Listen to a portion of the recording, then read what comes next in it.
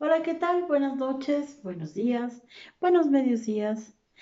Están con Romani Periodista y mi tema del día de hoy es un tema que yo sé que es muy mío y es muy de ustedes y es de todo el mundo, porque no hay, yo creo, quien no haya visto una telenovela.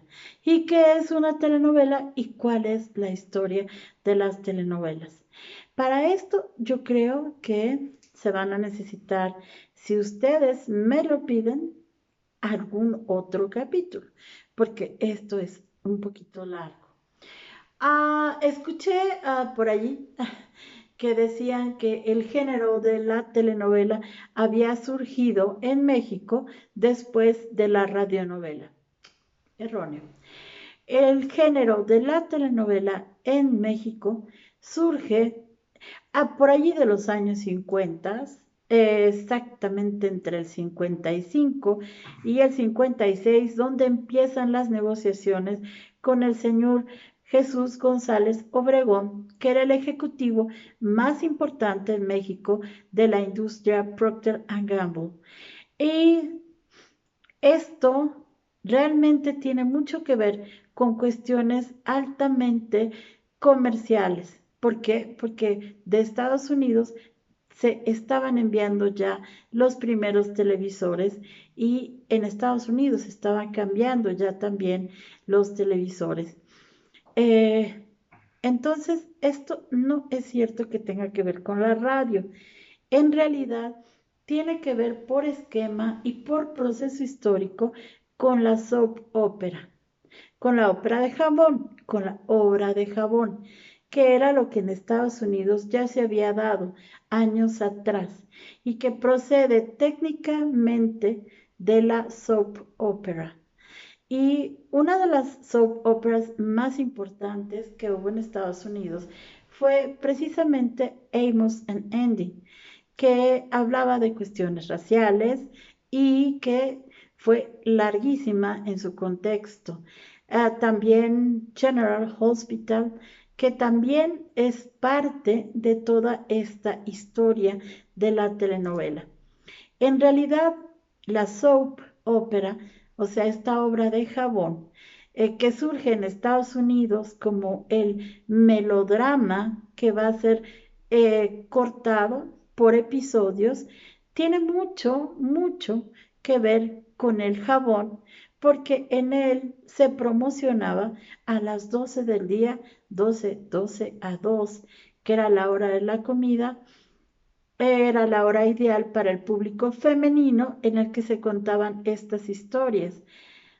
Bueno, General Hospital yo creo que duró muchísimos años al aire y no sé si todavía dure, pero sí tiene que ver estas obras norteamericanas son básicamente el antecedente de la telenovela mexicana por las circunstancias que ya dije, la periodicidad, el elemento de suspenso, el cronometrar los viernes para meter mayores suspensos y sobre todo la continuidad y la extensión de una obra. En tanto que en México la radionovela, aunque sí conserva los niveles de extensión, no tiene la similitud con el aparato que lo produce. En cambio, la soap opera sí era ya televisión. Entonces, al género telenovela, que efectivamente lleva en su prefijo tele, que quiere decir distancia, pues le precede precisamente la soap opera, porque quienes vienen a México son los empresarios de Procter Gamble, que son precisamente los que les van a poner la hora de su comedia favorita, de su hora de su el nombre de la pasta, el nombre del detergente y llega a México realmente la soap. Y esto es importantísimo de saber porque hay mucha gente que piensa que del radio pasamos a la televisión y no, no es así. Nosotros, la telenovela mexicana tiene su antecedente directo en la soap opera, que se conservaba en Estados Unidos y hasta la fecha hay todavía este tipo de emisiones de las cuales proceden el antecedente directo de la telenovela mexicana. ¿Qué pasa? Que efectivamente aquí en México solamente se había experimentado con este tipo de melodramas, que melos quiere decir música y drama acción, en las radionovelas. Y sí, las escritoras que teníamos eran escritoras de radionovela. Y a ella se le cita en varias ocasiones con el empresario Chucho Gómez Obregón para saber, para definir cuál iba a ser la primera telenovela mexicana. Había habido intentos de series, sí, de comedias mexicanas, sí, hay varios antecedentes, pero no este planteamiento del episodio grande, digamos, 60 capítulos, 70 capítulos, 80 capítulos, que era lo que quería para poder promocionar los productos que hasta la fecha existen de Procter Gamble y que los iba a hacerse denominar como la hora de las comedias y obviamente con productos destinados a la mujer. Entonces tenemos y encontramos en escena prácticamente a todas las mujeres que ya se nos han ido. La última, mi gran Marisa Garrido, a quien le mando un beso hasta el cielo. Y encontramos a Marisa, a Fernanda Villeli, a Mimi Bequelani, que venía precisamente de la radio con un gran éxito, un gran éxito, y a Estela Calderón, adiós Estela Calderón, y Caridad Bravo Adams, que apenas empezaba a integrarse a este grupo de grandes escritoras que son todas las madres de la telenovela mexicana, porque cada una de sus obras fue para ellas un hijo. Entonces se hace una rifa porque realmente todas estaban muy fuertes en la radio, especialmente Estela Calderón con Nido Vacío y Anita de Montemar. Aparte que existían ya las versiones de Estela Calderón, que ya había intervenido también en variaciones sobre Chucho el Roto, que posteriormente llevó a cabo y siguió hasta los capítulos 7000 y pico su marido Carlos Chacón Jr. III. Se hace la rifa y le toca, por suerte, a la maestra Fernanda Villeli ejecutar el primer melodrama mexicano. Y estamos hablando ya del año 1957, en que sale al aire por el único canal que existía como de gran cobertura y cuya antena que radiaba toda la zona estaba en la Lotería Nacional, y es allí donde se produce la primera telenovela mexicana, Senda Prohibida, con Paco Jambrina, un gran actor mexicano, con Silvia Derbez, que hace su único papel de villana que yo creo que hizo la señora Derbez en la vida. Y con estos estelares se lanza al aire Senda Prohibida, que en su capitulación original fueron 60 capítulos y después Fernanda le aumentó aproximadamente entre 10 y 15, que también salieron al aire, y la novela se grababa en vivo, al igual que los comerciales, en el edificio de la Lotería Nacional, en un cuarto piso que estaba elaborado como los primeros estudios ya de la televisión mexicana y bajo la señal del Canal 4. En estos momentos es todo un fenómeno Senda Prohibida, y es un fenómeno tal que contaba la señora Derbez que ella hacía el papel de la mala, de la que le quitaba el marido a, Paco Jambrina, que era el galán. eh, Era realmente arrebatado y subyugado por la belleza, y la gente creía que esto era real. Entonces, cuenta una de las grandes anécdotas de Silvia Derbez, fue la forma en cómo era agredida cuando salía a algún lugar simplemente porque quería comprar algo y le decían, allá va Nora, allá va Nora. Y entonces le decían, pero ¿por qué usted es tan mala? ¿Por qué no deja vivir en paz a la protagonista de la telenovela? Y ella decía, pero es que es ficción, esto no es real. Pero fue tal el impacto de la telenovela en México que durante muchos años, muchos años son 3, se llegó a considerar que esto era real.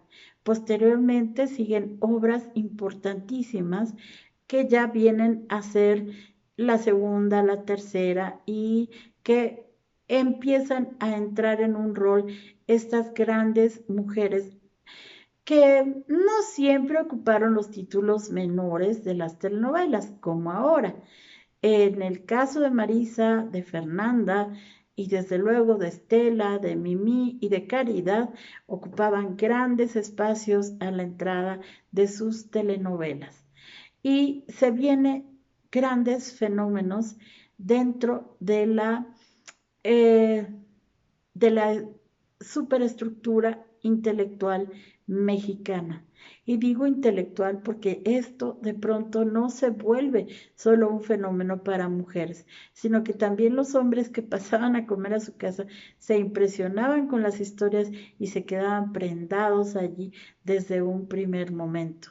En la segunda tuvo el honor de hacer la Estela Calderón con Niños de la Calle y fue también Hijos de la Calle y fue también todo lo que se hacía en ese horario era éxito seguro, por lo que Procter Gamble decide ahora sí invertir en nuevos estudios y hacer mucho más grande la producción de las telenovelas en México, hasta llegarse a constituir en una barra de telenovelas. ¿Y qué es lo que surgen aquí? Surgen muchas preguntas de si las telenovelas realmente eran buenas o malas para el pueblo mexicano, si únicamente era la televisión una caja idiota, en fin. Se habla mucho que las telenovelas en ese tiempo sí eran solamente para las mujeres, pero la verdad es que fuimos amoldando esta soap opera a nuestra manera de ser muy mexicana y a los valores morales que se tenían en las familias mexicanas. Y de esta manera nuestras primeras telenovelas se convierten en un espejo distorsionado, obviamente, de la realidad mexicana y a conveniencia, obviamente, también de la casa que las produce. ¿Por qué?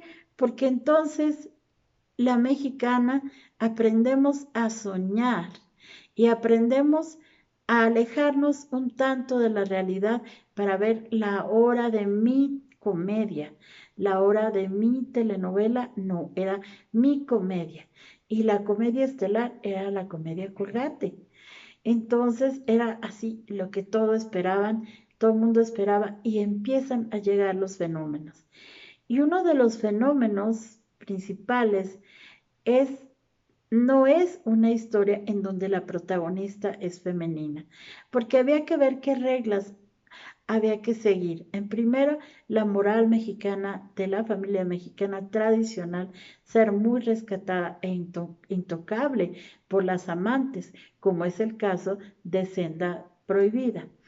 Pero después había que tocar otros temas y un tema que va a ser recurrente va a ser la madre como el gran arquetipo social eh, que es intocable, que es asexual, que es abnegada, que es siempre víctima de la situación. Y de este ejemplo tenemos muchísimas telenovelas en que la madre es el papel fundamental y allí entra una de las grandes actrices que España nos regala, que es la señora Amparo Ribelles.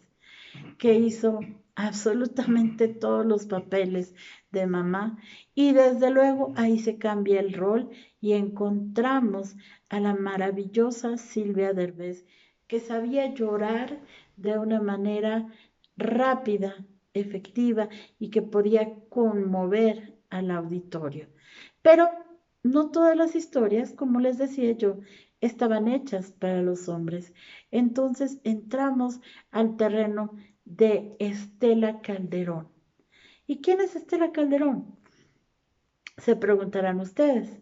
Bueno, Estela vivía en La Escandón, que es una colonia media, en un edificio en donde ella era propietaria del número 19 y el número 20 de ese edificio.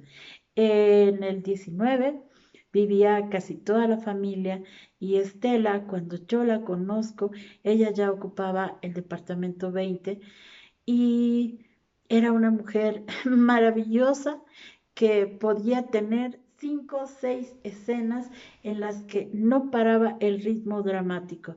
Pasaba una y otra y otra y otra cosa.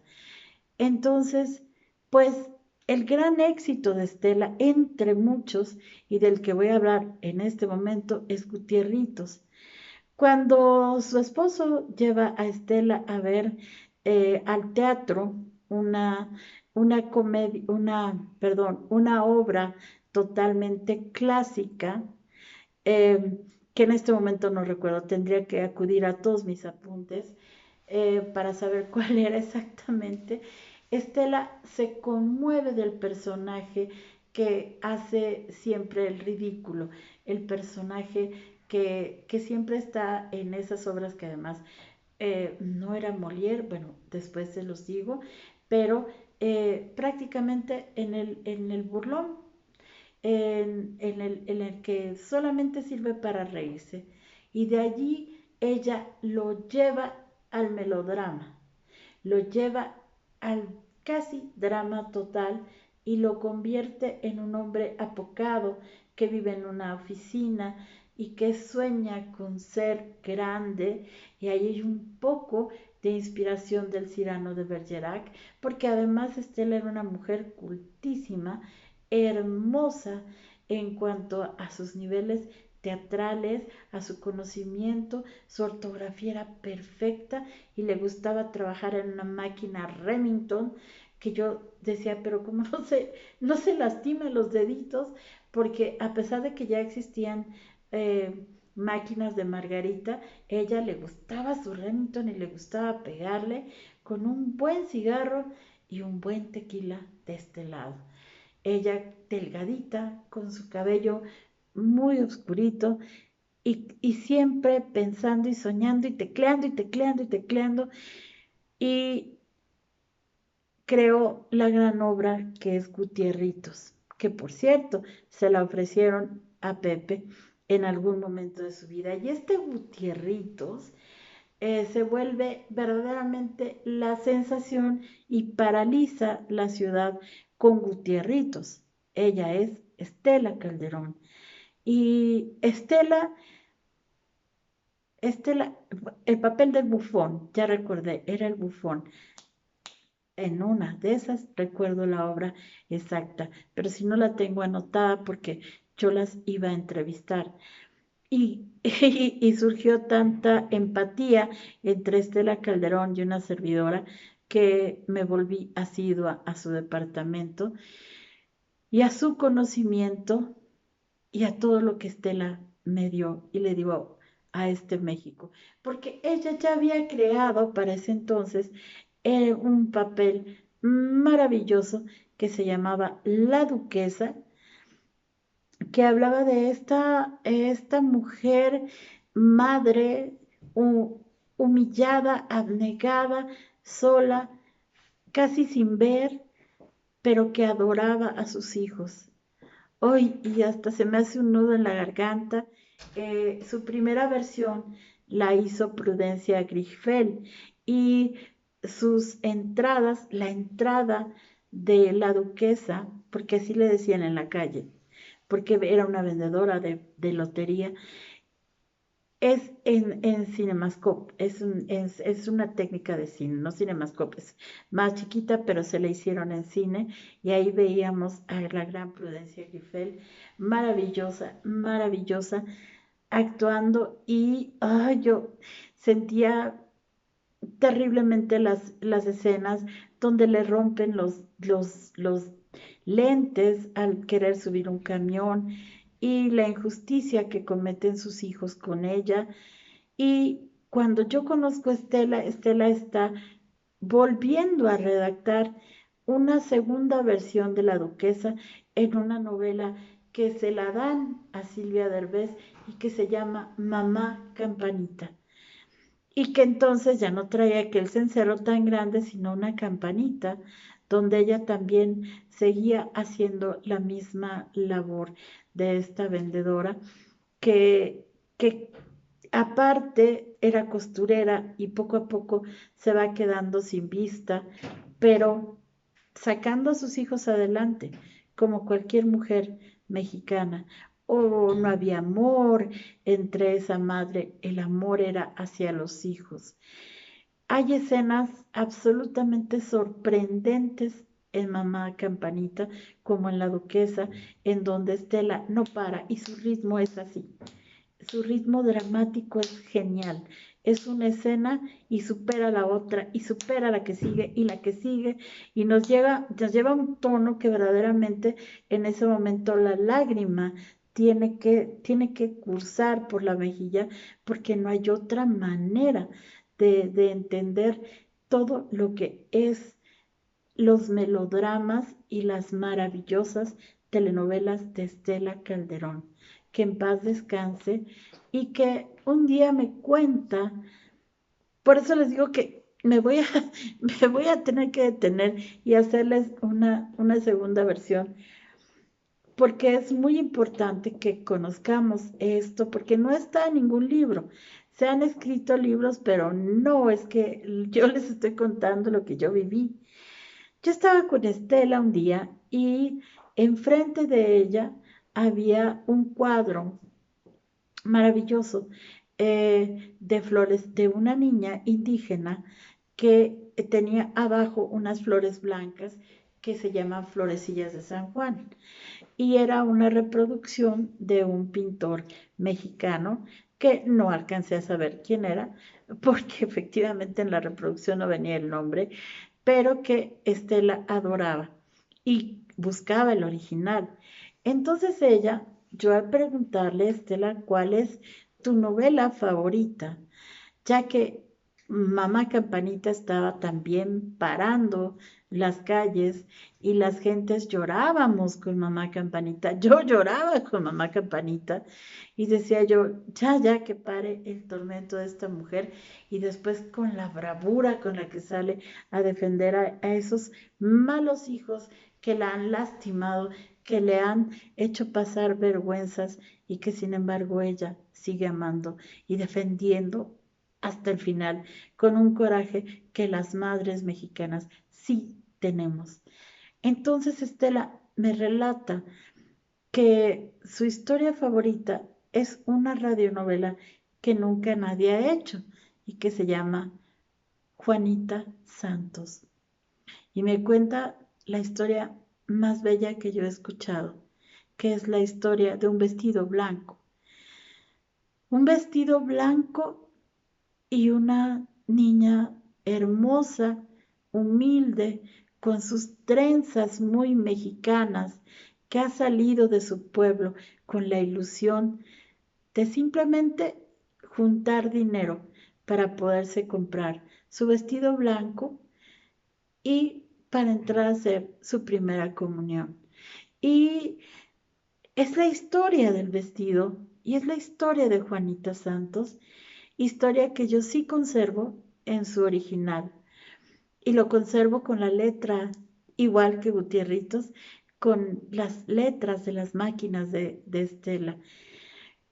Y esto es algo que prácticamente nadie conoce de Estela Calderón, que es este amor por su Juanita Santos y la manera en que ella describe cada instante en la radionovela es maravilloso, porque Juanita llega a la gran ciudad y crece y el dinero un día se lo roban y no puede comprar el vestido. Entonces ella, su madre y su familia, pues la han mandado a la capital con alguien para que ella sea sirvienta, porque ¿qué más podía aspirar una indígena mexicana, así como Juanita Santos? Y ella vuelve a juntar dinero, pero dice ahora pues ya será para mis 15 años. Y los junta, ella está feliz, le cuesta mucho trabajo y la violan. Y entonces este dinero se lo roban. Nuevamente un malvado la deja sin aquella frescura y aquella virginidad que le es propia a Juanita Santos. Y pues Juanita rueda por las escaleras lastimándose terriblemente y ya con una evidente cojera vuelve a entrar a trabajar. Y ella insiste, insiste en que, aunque ya ha cumplido los 15 años, entonces ahora tal vez no pueda entrar ya jamás vestida de blanco a la iglesia, pero ella sigue insistiendo en juntarse para un vestido, porque no ha recibido su primera comunión. Finalmente, Juanita Santos, a raíz de que ha rodado por las escaleras, empieza a sentir mareos, a estar lastimada y finalmente logra juntar pues una cantidad muy pequeña y desgraciadamente muere Juanita.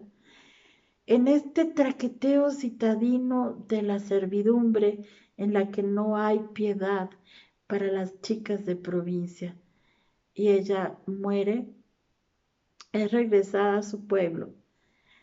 Y el cura del pueblo que tanto conocía las ganas que tenía Juanita de entrar a la iglesia vestida de blanco, empieza a pedirle a todos sus feligreses que dejen en un cesto dinero para el vestido más hermoso que puedan hacerle a Juanita Santos. Y Juanita Santos entra finalmente a la iglesia con un maravilloso vestido, bordado todo a mano, hecho por las mejores manos de su pueblo, por las mejores costureras, por las mejores tejedoras, y se ve hermosa y se ve única, y le ponen su coronita de esas flores de San Juan que Estela Calderón veía todos los días enfrente de su máquina, y eso es lo que corona todo la sien y la nuca de Juanita Santos. Y así el cura le abre la iglesia y entra ella vestida de blanco. Y termina con unas palabras hermosísimas del cura hacia Juanita Santos. Ay, bueno, me emociono terriblemente al contarles esto porque es parte de mis entrevistas que yo llevé a cabo con cada una de estas hermosas y preciosas mujeres que le dieron vida a estas historias que verdaderamente a mí me enseñaron lo que era el melodrama. Aprendí después de ellas, eh, aprendí con ellas a escribir, que fue lo maravilloso, lo mejor que me pudo pasar en mi vida fue no solo conocerlas, tratarlas, quererlas, amarlas y, y recordarlas siempre con la grandeza que tuvieron. Cada una de ellas en su estilo muy, muy particular.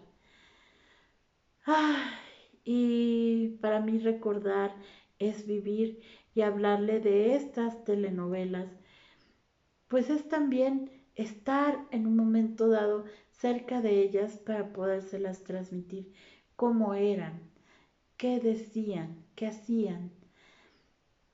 Mi amistad con Estela Calderón llegó mucho tiempo hasta que ella falleció.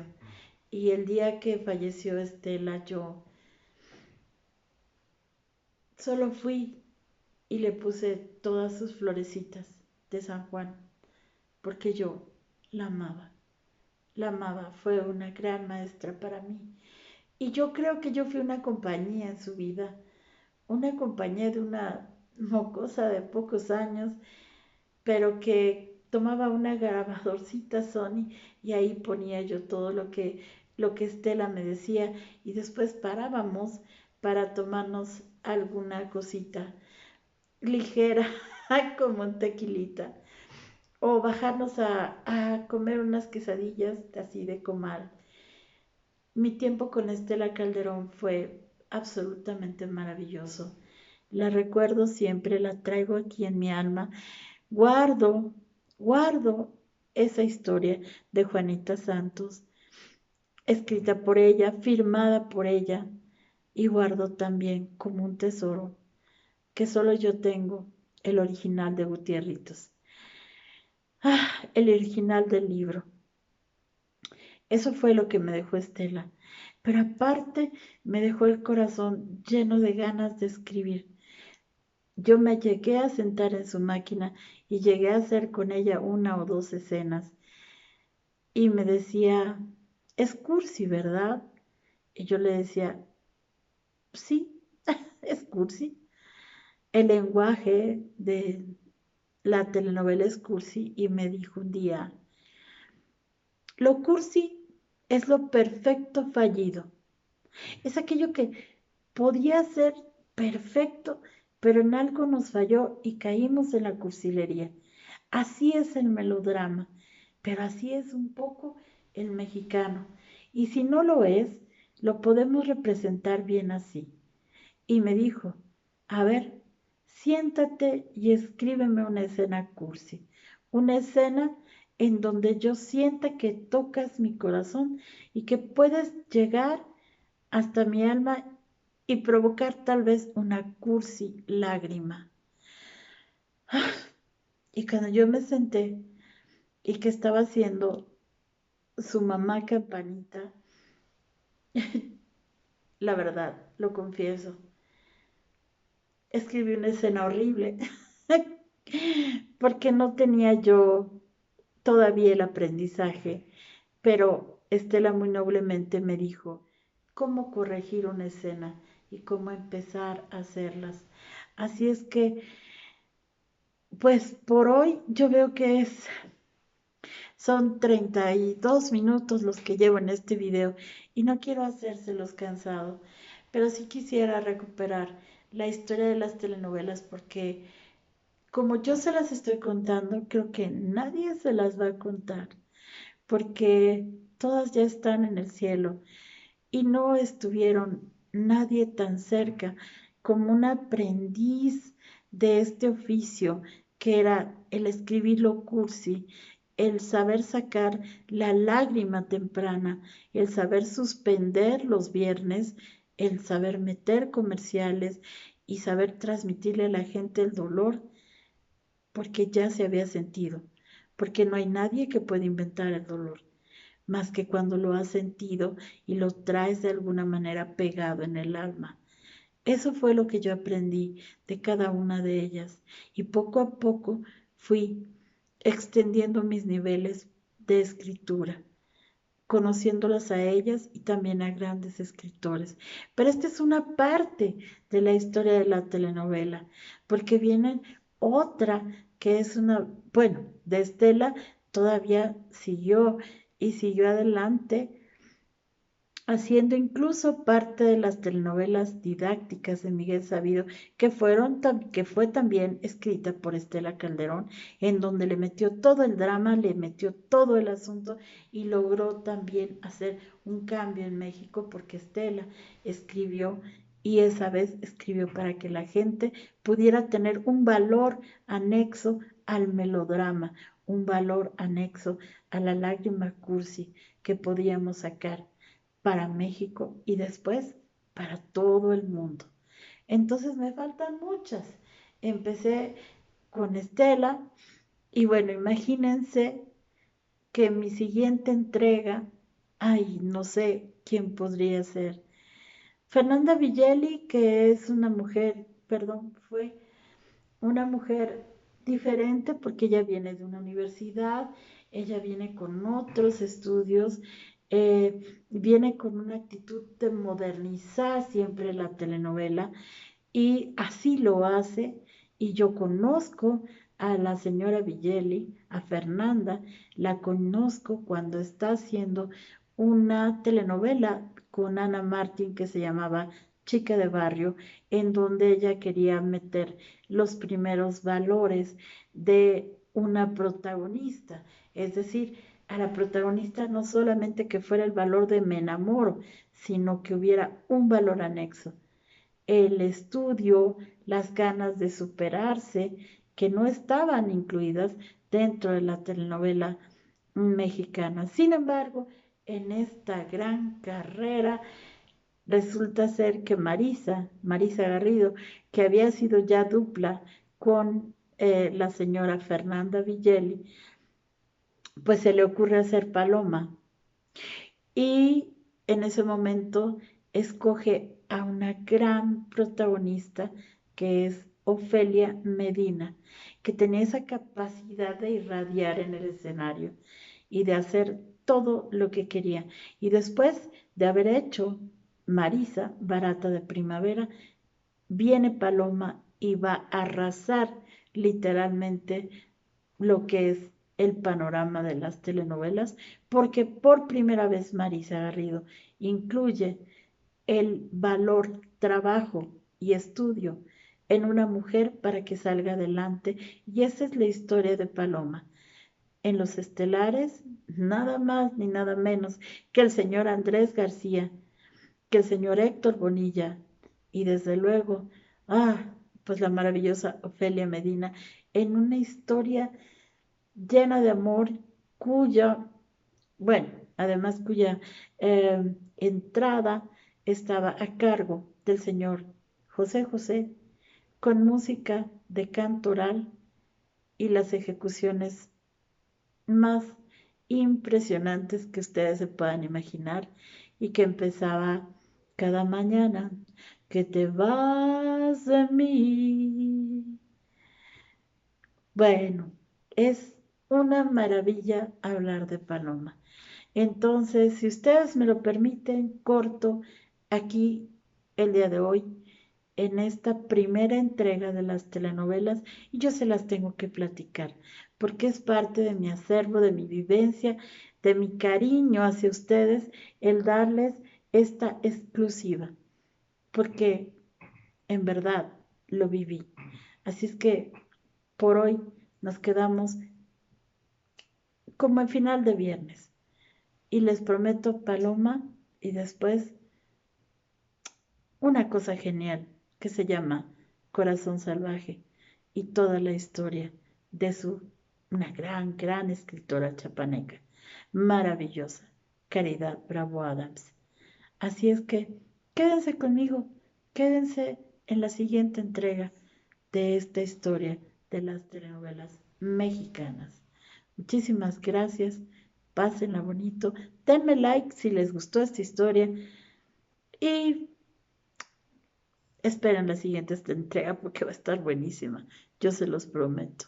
Muchísimas gracias, que pasen el mejor de los momentos. Mi corazón es suyo. Les agradezco su like, les agradezco sus comentarios, les agradezco su cariño y espero que pasen el mejor de los momentos.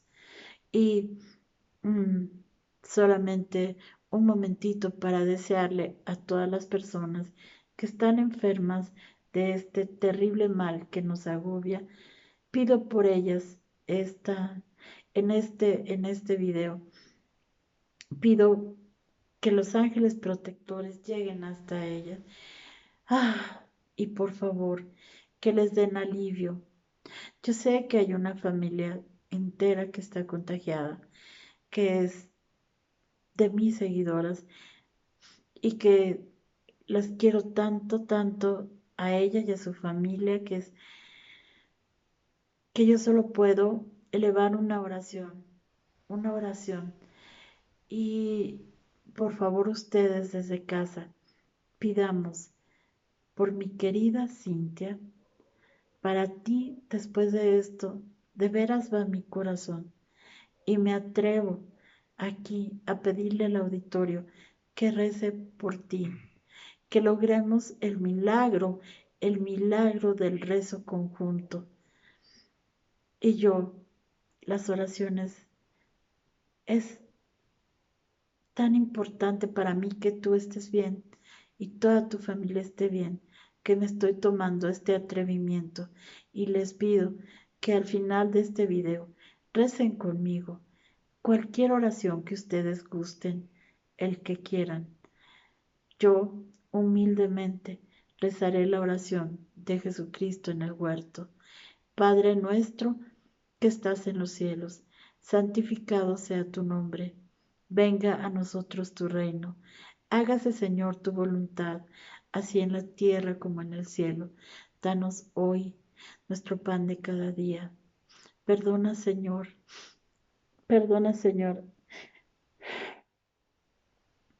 a nuestros enemigos, así como nosotros perdonamos. Líbranos, Señor, de todo mal. Amén, Jesús. Dios te salve María, llena eres de gracia, el Señor es contigo, bendita tú eres entre todas las mujeres, y bendito sea el fruto de tu vientre, Jesús. Santa María, Madre de Dios, ruega, Señora, por nosotros los pecadores, ahora y en la hora de nuestra muerte. Amén. Por favor,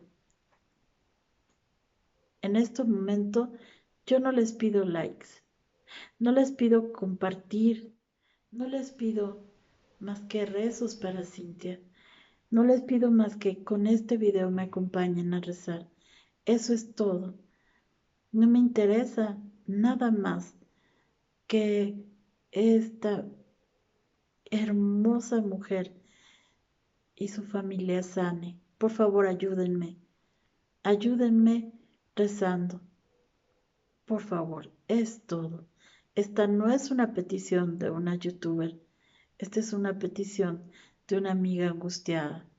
Sé que hay muchas familias, pero ella es muy cercana y es como todas las que estamos aquí, que amamos nuestra religión. Si tu religión no es la mía, no importa, reza lo que quieras, pero mandémosle buenas vibraciones, salud, amor, cariño a mi Cintia querida, Cintia de mi corazón. Ojalá pudiera estar allí donde tú estás, ojalá pudiera tocarte, ojalá pudiera consolarte, pero como no puedo, lo que sí puedo hacer es pedirle a todas las personas que me vean que por favor hagamos un milagro de amor. Pensemos en esos milagros de Cristo o de quien ustedes quieran, pero logremos una oración conjunta por Cintia y su familia. Te quiero en el amor profundo de Dios. Te quiero en el amor magnífico de nuestro Señor. Te quiero en nuestra Madre Eterna. Y pido la sanidad a todos sus arcángeles que han combatido siempre a nombre de Jesucristo. Y para ti, Cintia. Amén. Gracias.